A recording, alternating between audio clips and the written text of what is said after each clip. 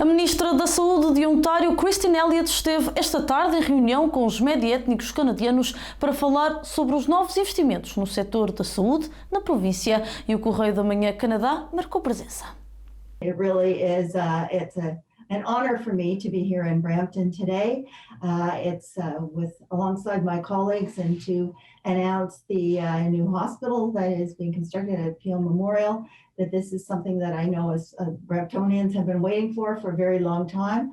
So that we did announce the $1.5 million grant to proceed to the next stage of planning, as well as $18 million in order to turn this day facility into a 24/7 facility until the new hospital can be opened. So I can say that both Minister Sarkaria and MPP Sandhu have been huge advocates for their community, and without their efforts and making sure that we never forgot Brampton, that this is all possible. So I'm very grateful to my colleagues, and it's wonderful to be here with all of you today.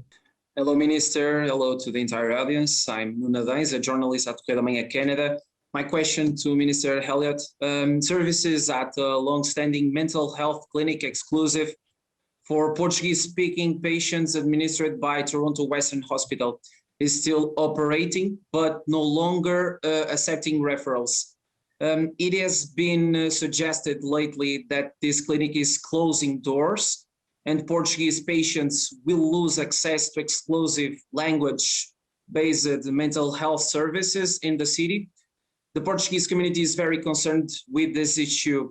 Can you confirm this, and why is it closing? What is the provincial government going to about it? Thank you very much. Thank you very much for your question, and I know that this is an issue of significant concern to the Portuguese community. Toronto Western, as I understand it, has made the decision that this clinic will be closing, and they do that independently of the Ministry of Health, because they have their own, it's an independent corporation, they have their own board of directors, and they have to make decisions based upon what's available within their budget and what they're able to operate.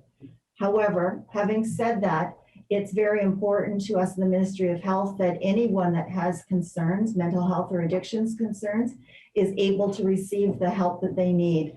So the Portuguese community can rely on the Government of Ontario to provide those services in people's first language. I know that that's very important, to receive physical services in your first language, but it's even more important with mental health services. So that is a very important program to us and something that is part of our roadmap to wellness, our comprehensive mental health and addictions plan. But thank you very much for the question. Thank you so much. Thank you very much, Minister Elliott, for your great efforts in fighting the COVID, and actually in comparison with many fourth governments did a great job. Thank you for that. My question is about a frame time for the third lockdown. The number is going bigger, 2,000 plus for 2 days, and it is very sensitive time because we are going to Easter and Ramadan preparation, and actually the frame time to know when you think that the third lockdown will be is very essential for the families to prepare themselves. We are hoping that we won't need to go into another lockdown, that we are taking steps very gradually to transition both people and our economy. We're watching very carefully the numbers on a daily basis. It's because of the variants of concern are now the dominant strain across the province. It's now over 50%. This is a strain that's much more transmissible, results in more hospitalizations and ICU capacity, and sadly, more deaths. However, we have taken steps to make sure that our healthcare facilities are going to be able to deal with this. As part of our budget, we added another $1.8 billion in order to allow our hospitals to maintain the over 3,100 beds that we've created since the beginning of the pandemic, including intensive care beds and medicine beds, to make sure that if more people need to be hospitalized, that they will have a place in a hospital in Ontario.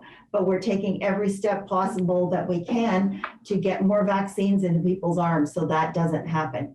that's going to be our best protection and the way that we're going to be able to gradually begin to open things up for people, both socially, but also for businesses and getting our economy back in order.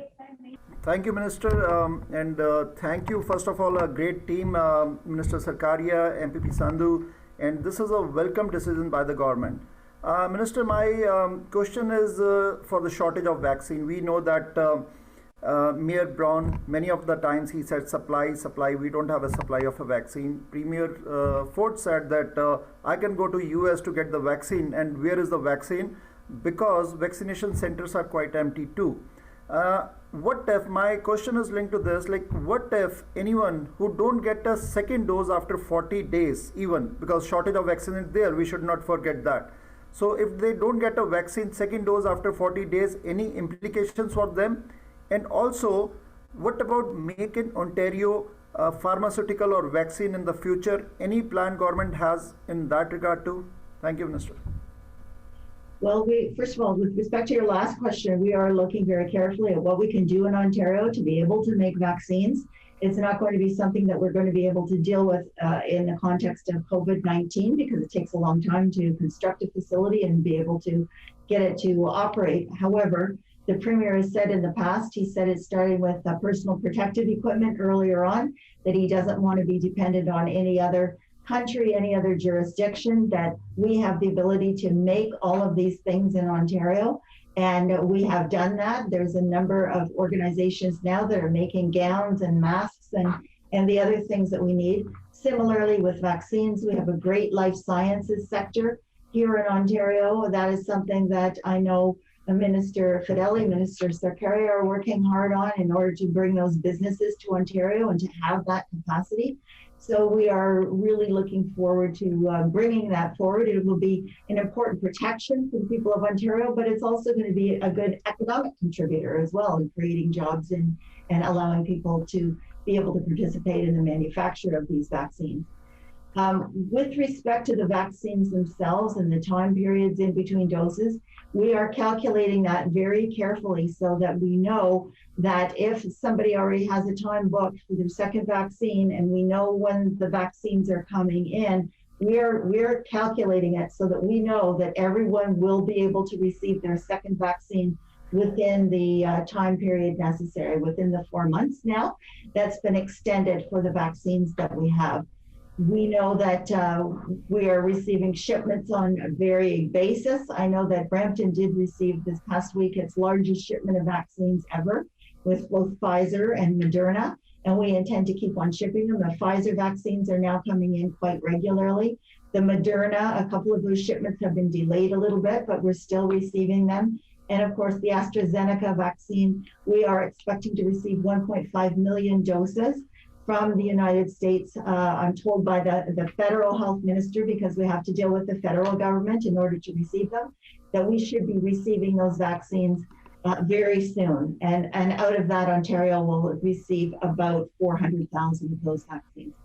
So we are on the cusp of large quantities of vaccines coming into Ontario, and we're ready for them. We have the capability with our mass vaccination centers, with the pharmacies that they're going into, with primary care offices, doctors' offices, and so on. We can double or triple our capacity. We just need that capacity of vaccines coming in. So we're ready to go as soon as we receive them. It's been really wonderful to be here in Brampton for this great announcement.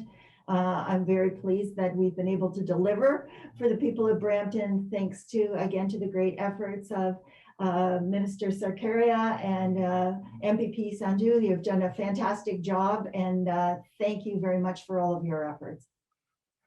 Minister Sarkaria, your final remarks? Sure. I just want to thank once again Minister Elliott, Premier Ford, for the incredible appreciation of the people of Brampton and for finally delivering on the much needed second hospital right here in our city. And we are forever going to be thankful for this investment. And we're going to continue working, as your representatives at Queen's Park to ensure that Brampton gets its fair share. Thank you. Thank you so much. I would also like to take this opportunity to thank the Premier, Minister Elliott, once again for delivering the much needed hospital to Brampton. It was long overdue. And I would also request the media that these things never happened in last 15 years. We need your help to deliver the message out there that these are the positive things we need to support. Even the opposition should support that we are getting the hospital after 15 years. So please deliver the message that this is finally happening. 250 plus new beds